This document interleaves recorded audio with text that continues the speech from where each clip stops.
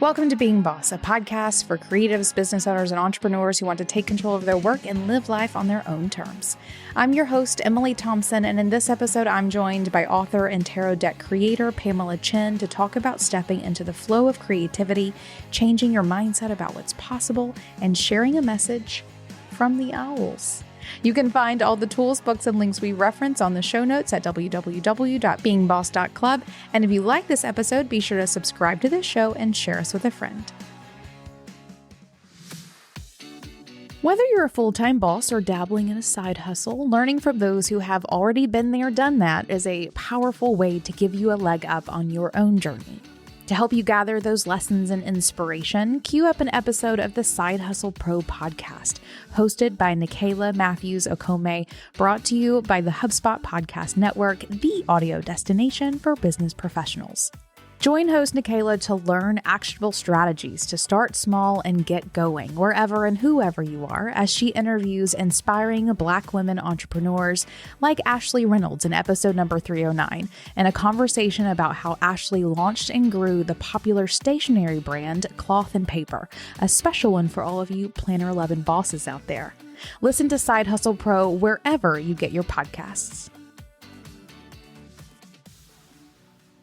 Pamela Chen is a psychic, business mentor, and money manifesting coach. She helps high-achieving, powerful creatives and visionaries access potentials and opportunities from the quantum field and Akashic records through expanding their energetic awareness to infinite possibilities and real magic.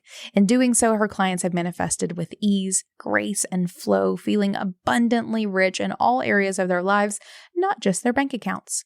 Pamela is also a published author and deck creator with Llewellyn Worldwide, having already published Witchling Academy Tarot, Enchanted Crystal Magic, and Tarot of the Owls. She is also an author with Hay House and US Games, with decks coming out after 2024. When she is not writing or coaching, she loves to cuddle with her chickens, watch Korean drama, and eat spicy Cheeto puffs with avocado. Pamela has previously been on this show in episodes number 255 and 269. Hi, Pamela. Welcome back to Being Boss. Hi, Emily. Hi, everyone. I'm so excited to be back. I'm so excited to see your happy face. This is really exciting. It's been a minute since we've been able to chat, but we've been in touch a bit over email. I know that you've been doing so many things over the past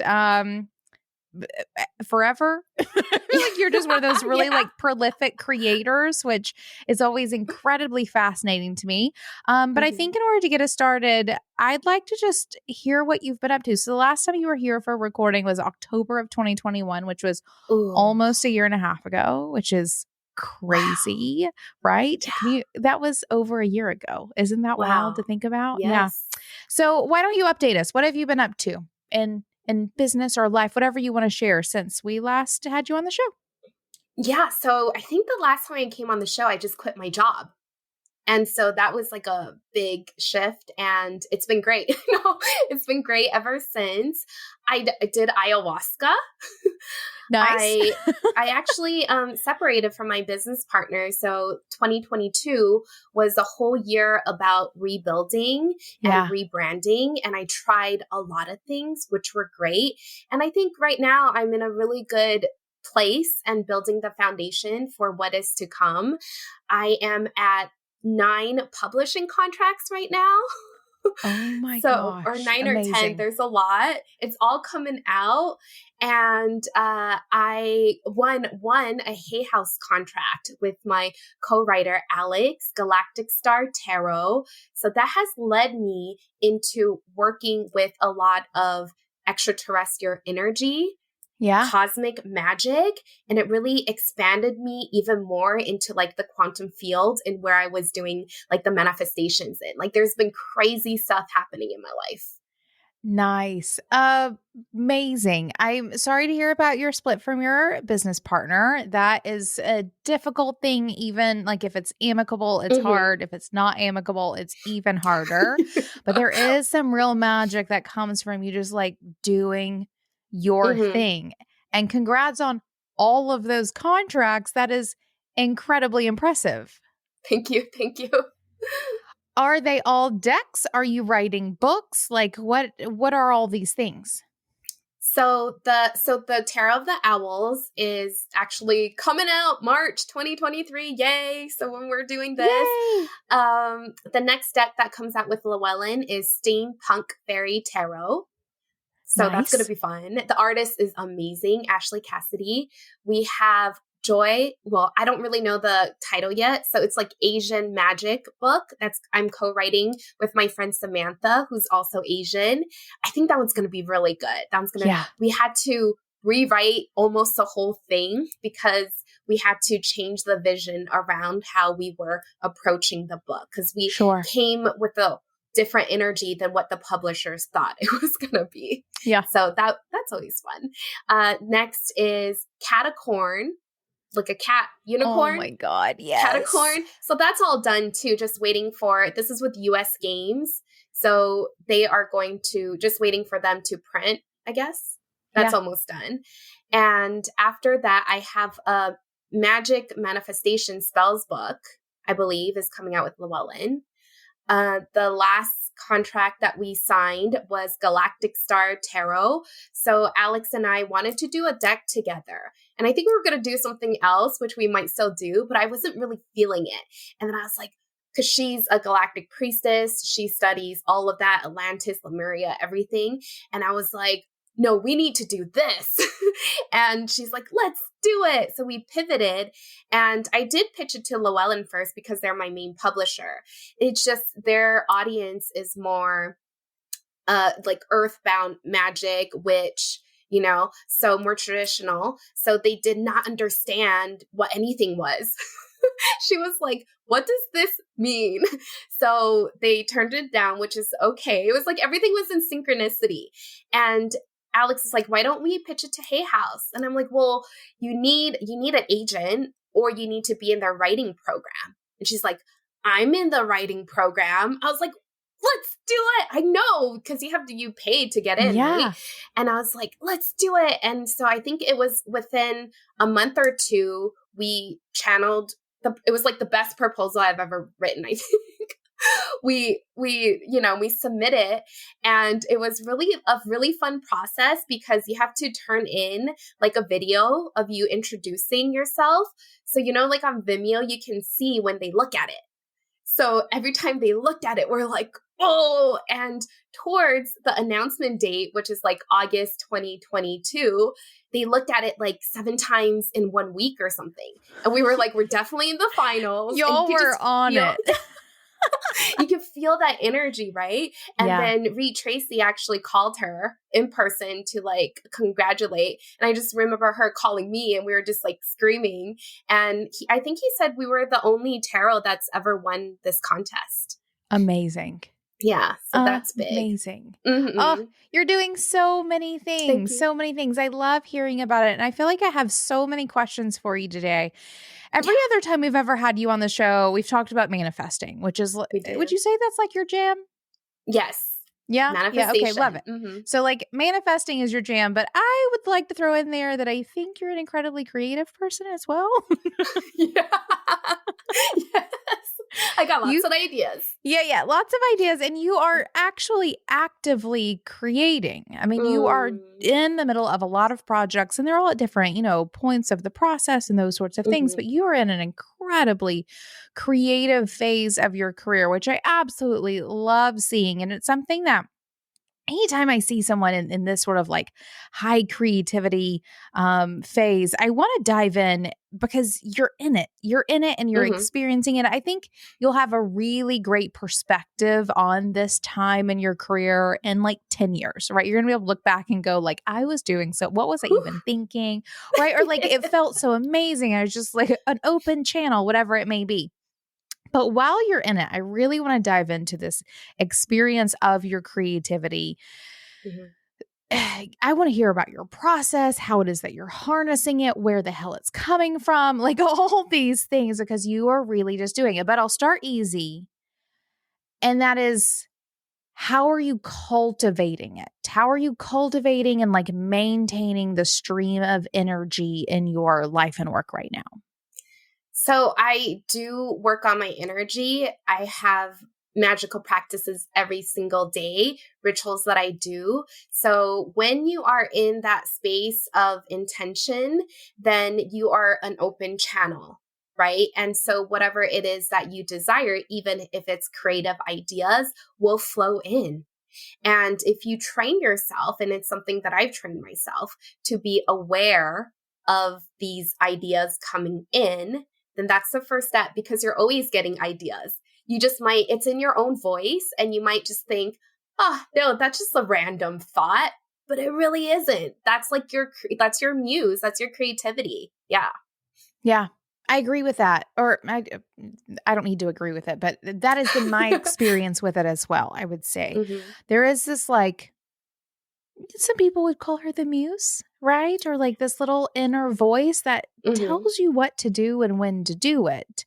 And if you're not either opening yourself up to it or otherwise listening, it's so easy to either miss or write off or, make up excuses or whatever it may be. And so I love that you bring that up, because it's something that I experience often. I try to walk every day quiet. Like, I'm not listening to a podcast. I'm not listening to music. It is silence, because I need to quiet my brain to listen to the voice, whatever it may be. And so I love that you say that you are doing that, and that's sort of the wellspring of this creativity. Yeah. One time, I don't know what project it was for, I forgot, but I did do, I don't really work out, but I was trying to work out. And that's also the key. You have to try stuff. Like, you get this idea, you have to try. But I was trying to work out, and I was doing this 15-minute workout video on YouTube. And then I was and I was just laying down, and, I was exhausted. And then this idea downloaded, and I was oh, let me go write that down and see what comes of it. Yeah. Do you ever go through periods where you're not getting creative ideas, or have you just figured it out? I just kind of go, I know my flow, and I know sometimes it's time for me to create new things. I know sometimes it's for me to finish new things, and I try not to put pressure on myself I need an idea right now. And so that leaves it open to, it can come any single time, right? It could just come. Tarot of the Owls, I was actually working on another deck, and then it was you need to create an owl deck. There is none out there. And I was I do. And so I pivoted, and in 3 days, I wrote 78 card descriptions, the artwork, and I wrote the entire proposal. So Tarot of the Owls is it was just this is it. And I was just this is it. Now I know the feeling. And so you have to figure out what that feeling is for you. And some ideas won't work, and that's okay. The idea I was working on for months didn't work. And it's okay. It was the stepping stone to this one. Sure. Okay. This is kind of a personal question. It's not a personal question for you. It's a personal question from me. But I'm wondering if you ever experienced this, because I am no stranger to big magic moments, for sure. I've definitely had my fair share, and I know more or less the situations I need to be in to open that up for myself. Sometimes it still doesn't come. Do you experience that? And if you do, what do you do about it? I think so. So there's so much that goes into that, right? Yeah. There's so much pieces that can be put into place. So what I actually taught my clients the beginning of 2023 is to write down 111 wishes. So because your mind is the supercomputer, right? Your mind is a supercomputer. And so it's always busy. And if you don't give it something to do, it's going to find its own thing to do, which is probably your subconscious programming that we don't want manifested. So we give it something to do. And so if we give it one big thing, then sometimes we get really focused on it, and we actually kind of block ourselves in a way of receiving other things that leads us to the big thing. So I would say desire a lot of things, and let miracles happen. So miracles are when things come in as a surprise. It's just we didn't expect the Hay House thing. It wasn't something I focused on every single day, right? I didn't, but when it came, then I did the magic. we met up, we went to the Akashic Records, we did the spell work, like we made it happen, right? So I think that's the thing, like seed it in, and then allow what the universe wants you to do to happen, because we're not in control of that. And then do the work, do the energetic, do the magic work to make it happen. Lovely. Okay, there you go, everybody. 111 wishes. Mm-hmm. Give your brain something to do. Yes. And it's funny you say that. One of the things that I also coach on a lot is creating a want list. I think it's so powerful. I think that does two things in my point of view. It does two things to sort of create a list like this, whatever it looks like for you. One, there's like a manifestation thing going on. Yeah. But two, it's a really important practice for both honing in on what it is that you want, which is not something that a lot of us do. And it requires you to claim it in a way that not a lot of us do. And just the energetic level of that, like manifestation aside, we have all got to, there's some unlearning that we need to do, right? Around wanting things. Like you shouldn't want that. Right? There's lots of shoulds, or like you should be happy with what you have. And yes, you should. And you can also want something. So I love that you bring that up. That's one of my favorite practices for some even just entrepreneur mindset stuff. But 111 wishes for getting the gears rolling and opening you up to whatever fun surprises and or jokes the universe has in store for you. Yes. Love it. Okay. So you're doing a lot of creativity. You're keeping yourself incredibly open to it. You are following things when they come up. Okay. Another question just popped up for me. Do you know the difference between a good idea, like a muse idea, and like a half-baked, like my brain's just too busy idea? So not really. Sometimes no. You just have to write the idea down. Like whenever you get an idea, I'll write it down. I'll see. So I'm in the moment. People think I work fast because I work in the energy of the idea. So if I have a task to do for my business, I like to finish it right away, because I'll lose the energy in like a week and then I won't get it done. So I just like to focus on it and do it now. And that's what I do with my ideas. And if it comes to a point where it gets stuck, because, sometimes you don't know what else to do with it, I'll let it sit for a while. I won't obsess over it. And then I'll come back to it and see if I can get unstuck. If I can't get unstuck, it's probably for later. But if it's in the flow, then that means it's supposed to be created right now. Now, I'm not saying that all my ideas get contracts. I've got rejections before, right? And I think back in 2010, I tried to create a tarot deck that was not a tarot deck. I don't know. It was some kind of deck and it didn't work. So you just have to keep going and try. Yeah.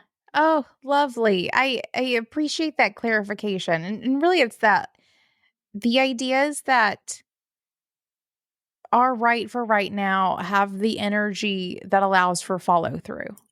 Yes. Is sort of what I'm hearing. Perfect. I also hear often, bosses who are like, you have a couple of ideas, they're trying to decide which to do. Maybe they all have energy. And I'd love to hear your thoughts on this.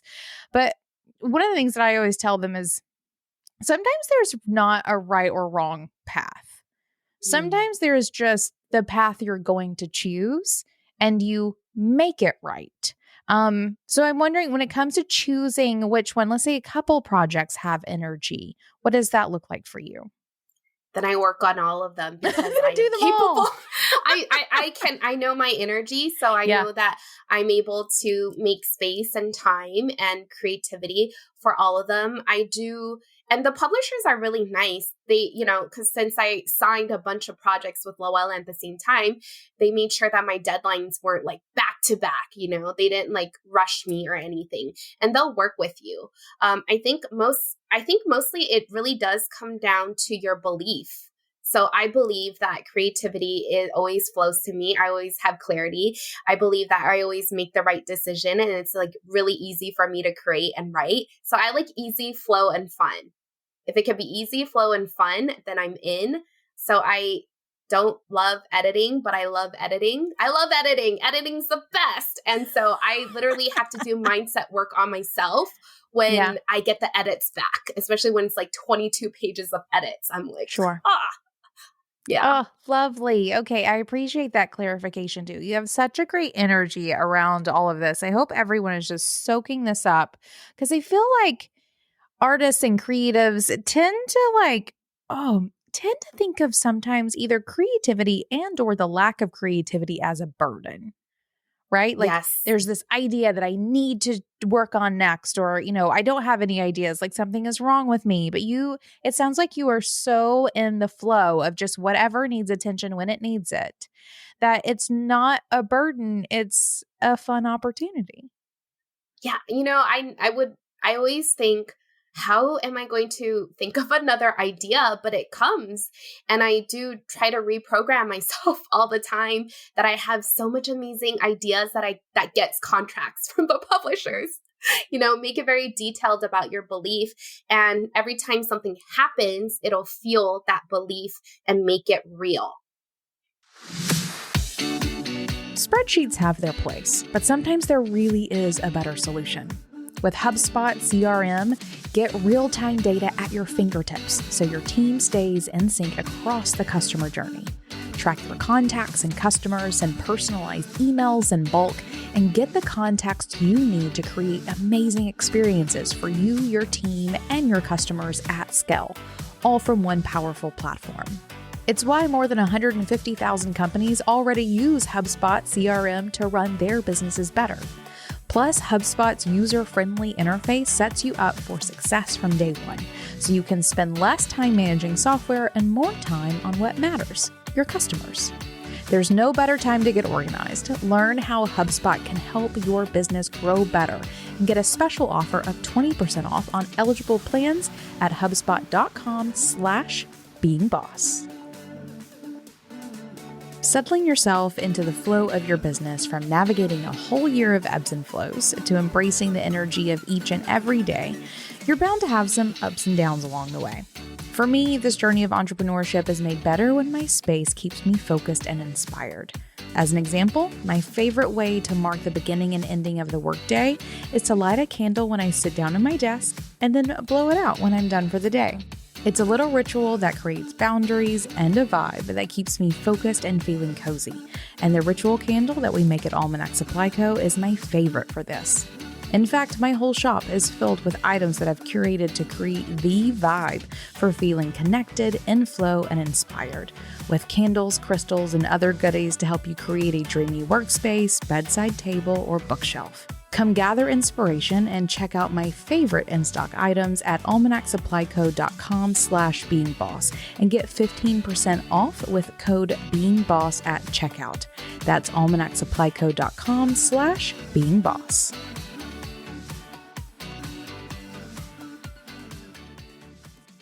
Next questions are around collaborations, because you're doing a lot of collaborations. It sounds like with a lot of different people. You're working on several different kinds of products. You're both working with like very creative collaborators, but also publishing is a collaboration in itself, working with publishers.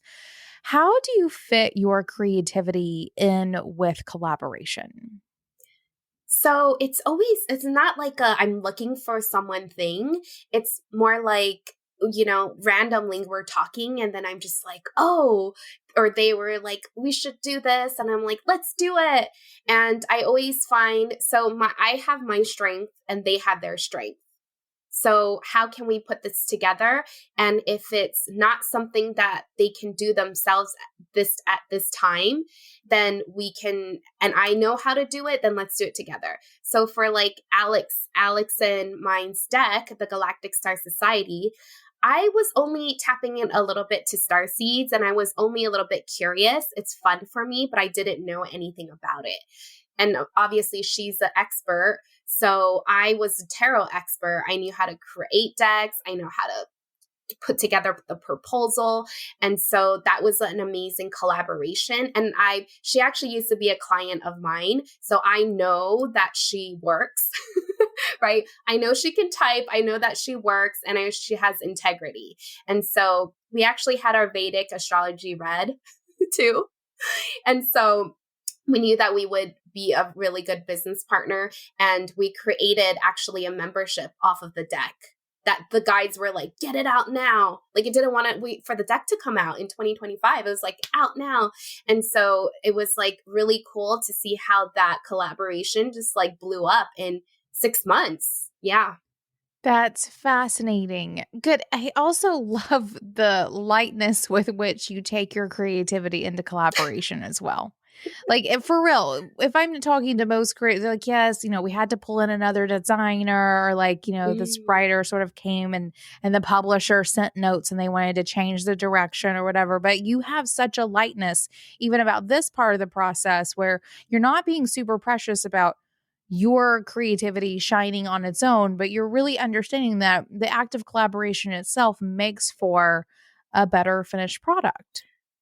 It does, because the publishers are experts in what they do. They publish amazing books. They know what needs to be changed. And if they tell, unless it's something that we're like, no, but usually if they tell me something, I'm like, okay, right? Like, it's not. So I think in creating, especially a deck or writing a book, things are going to change. So if you hold on to the original idea, that's when you're going to get stuck.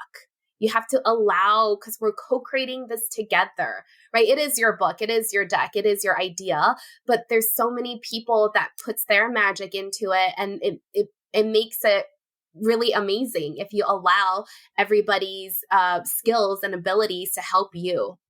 Yeah. Oh, this is such a fresh take. I'm loving it. Absolutely loving it. I feel the air around me literally lightening as you're talking about all of these things. It's really beautiful. It's really beautiful to hear all of these things. Then let's talk about your creative process. So you've shared a bit about the ideation, and we understand that you are collaborating on a lot of things. But maybe what's your favorite part of the creative process? Like, where do you feel like you are really like doing your best job? I like the beginning. Yeah. So I like the beginning where I'm just like, the idea, and then writing the proposal. Like, that's my favorite. And then I have to write it, right? Yep. But the beginning part and getting the contract is like, whoa. And then after, the writing part, it took me a while, even after 3 contracts, to really believe that I was an author, because I never went to college. I didn't write, and I don't remember writing an essay in high school at all. I think we just watched surfing videos in senior English class. Like, we did oral book reports. Yeah. And so writing, to me, I learned how to write through business copywriting. So writing to me was a block, actually. And I had to tell myself that you're an amazing writer, you're great at editing. And so it was a reprogram for me to get to where I am today. Sure. Oh, love it. Okay, so you are great at ideating. It sounds like you have found your flow in that. When it comes to then doing the work that you find less exciting, how do you Editing. show up and the editing that you love, but you air quotes love. How do you get yourself through those parts of the process? So Owl Tarot had one thing to edit. Nice. So that was the best. But the other ones had a lot of pages. And so I would first be like, but my editors they're very nice, actually. They like called us and was like, don't worry, but they were very nice. And if we have any questions, we can ask them. The editing, I let myself, feel oh my gosh, this is kind of overwhelming, because it is sometimes. And then I get neutral about it. And then I will do like tapping or something, or I will change my energy somehow, and I'll get really pumped up, and I'll be like, okay, I'm ready to edit. This is the best edit ever. And actually, when I go in to edit, it's easier than what I made it out to be. You know what I mean?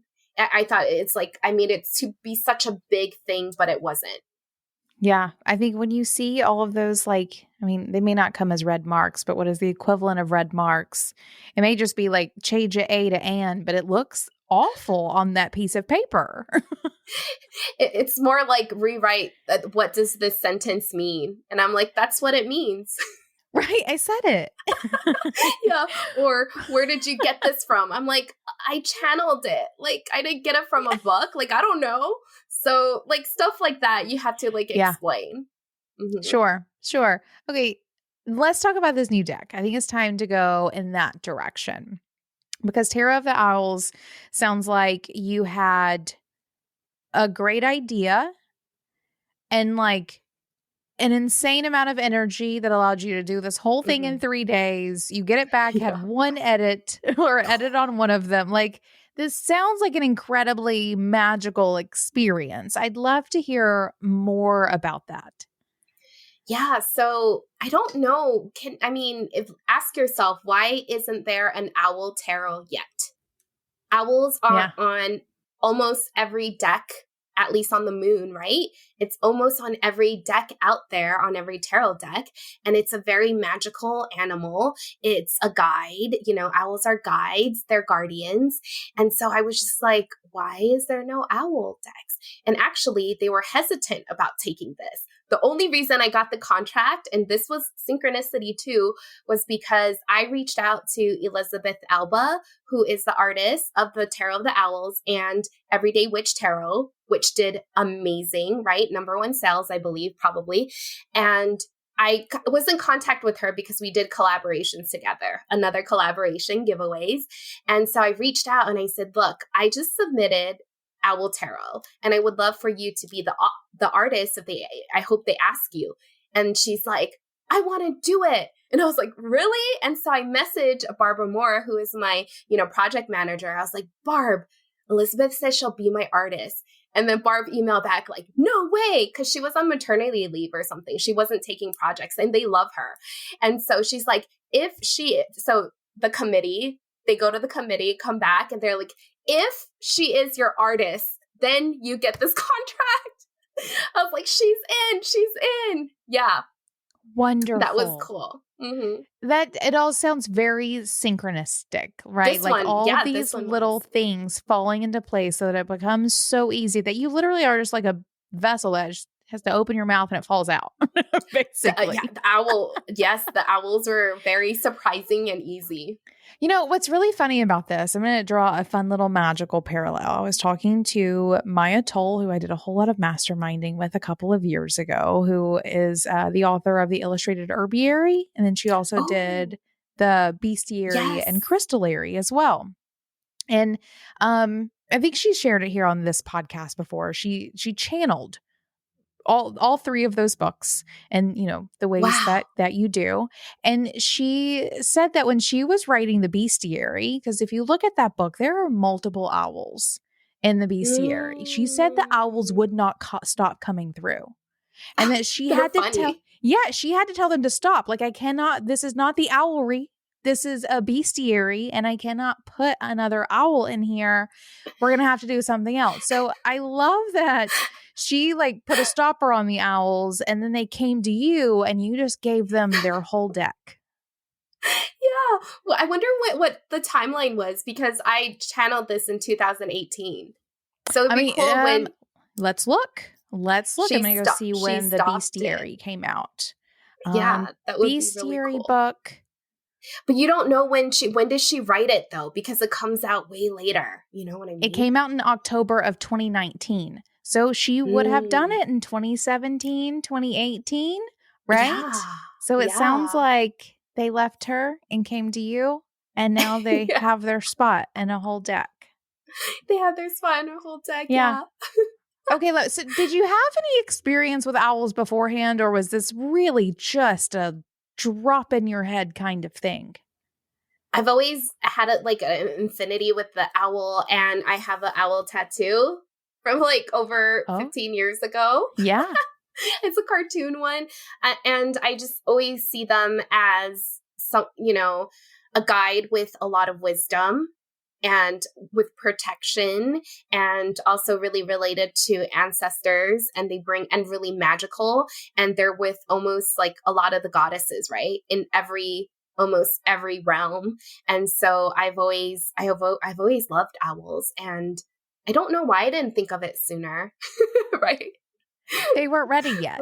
They weren't weren't ready ready yet. until they Yeah. were ready. Okay, beautiful. Then you tell us, why are the owls here? I would love to hear, like, what message are they bringing to us, to the collective? And, if we can sort of narrow it into how they could help creative business owners, that's cool. But what is that overarching message of the owls for right now?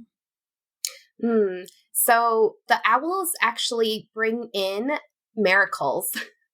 So I didn't realize that until I got the deck in my hand. So the owls in this deck are owl guardians, and they are from a realm. So they are not from another planet, or they're not from our planet, but they are in another realm which they rule. And they have a vault of wisdom that if you ask, and this teaches you to ask, and it teaches you to step forward first, which entrepreneurs do, leaders lead, right? We take the first step. So if you don't ask, how do they know that you need to receive the wisdom? So when you speak what you desire, when you ask for the things that you desire, then you will get a surprise from the owls. Like, keep coming to you, and you might not want it to stop. You might want it to stop. You might not want it to stop, but it will be and it teaches you, I think it teaches you not to be so in control of your life, right? Yeah. So I know that we want this to happen, and it has to happen like this, but it allows you to like spread your wings and just like go with the currents, and actually they swoop in. So when you are working with owls, I feel like things actually moves a little bit faster, a little bit more in the quantum, where things that you wanted maybe in 5 years comes in like 2 to 3 years. So the owls really allows you for that, because you're free. You allow things to happen instead of trying to control them. Nice. There you go, everybody. A little message from the owls, straight from the owl channeler, which is fantastic. That's very fascinating. As you were sitting down and you mentioned that some of this came from you literally having it in your hand, which is, at that point, a year plus after you actually sit down and write it. Tell me a bit more about like that initial 3 days of sitting down and creating this deck. Like, what did that process look like? What sort of came out first, etc.? So my deck creation is pretty much the same. I'm free flow, but I do follow a formula. So I see if I can create the artwork or the description for the majors first. So if I can actually put them on a tarot deck, if it makes sense, which with animals, I feel like, or magical animals, it's very easy, right? And so that came out first. The majors were easy. Then I see if they can put into the suits. Then I'll do the court cards. I do them separately, and it came out easy. And then that's when I start to tap into creating the actual proposal on where did they come from? Where are they here? How are they going to help the readers? Kind of like a business. What is your niche? What is your brand? What problem are you solving? So this one was, the owls really wanted to help the reader tap into their wisdom, their creativity, and their intuition. So being open and being aware of what is coming through for you, because they know that we are as powerful. So it's not that the owls hold so much wisdom. They just kind of help guide you to remember the wisdom that you already have within you. It's not looking out there. The universe is not going to give you anything. It's you giving it to yourself. That is such a beautiful message. And I think we have so much to learn from that sort of perspective. And I love that that's what the process looks like. Do you find that the more you create decks that it's becoming easier, or is it equally challenging every time? I think it's easier. And I do feel like I'm getting better in writing, right? Like putting words together probably. And so it's a lot of, I think it actually gets more fun because now I have like the basics down on how to, so my first, the Witchling Academy Tarot, I think I had to write the manuscript for the guidebook 3 times because I didn't know how to write tarot. So I didn't know how to write the story of the deck with tarot. I was either writing the whole story, no tarot, or too much tarot. Yeah. Good. So it sounds like you're creating this really amazing process, a really amazing foundation, as well as process that sort of expedites the creativity once you have it all set up. Yes. Yes. I think for entrepreneurs can relate when they're building their modules, right? Their program. Once you build one, the next one is easier. For sure. For sure. You start like putting these things in your tool belt and it's so much easier to pull them out and repurpose them for later. Well, this has been an amazing look inside of the process for creating this deck and your creative process. I mean, I really feel incredibly inspired to chill out about creativity in general, for sure. Because I feel like it's easy to get like our, creative panties in a bunch, right? We like need things to work out exactly the way we want to. We need to express ourselves in exactly the way we like go out doing and boo collaboration. I'm not boo collaboration by any means, but a lot of creatives can be. And you've brought such a lightness to this that I find truly inspiring. And I hope everyone got a nice little nugget out of that. And really just this lesson that if you just let it go and get the ball rolling, everything just becomes significantly easier. Choose that it's easy. So you have to decide that it's easy, it's fast, you love change. Right? And if you don't, then if you want to, then make yourself believe like I did. Yeah, exactly. This has been incredibly inspiring, Pamela. Thank you so much for coming and sharing all of these things with us. Is the deck out? Amazon says it's out now. You were like, I don't know what's happening with that deck. Can people buy it? And if so, where should they go?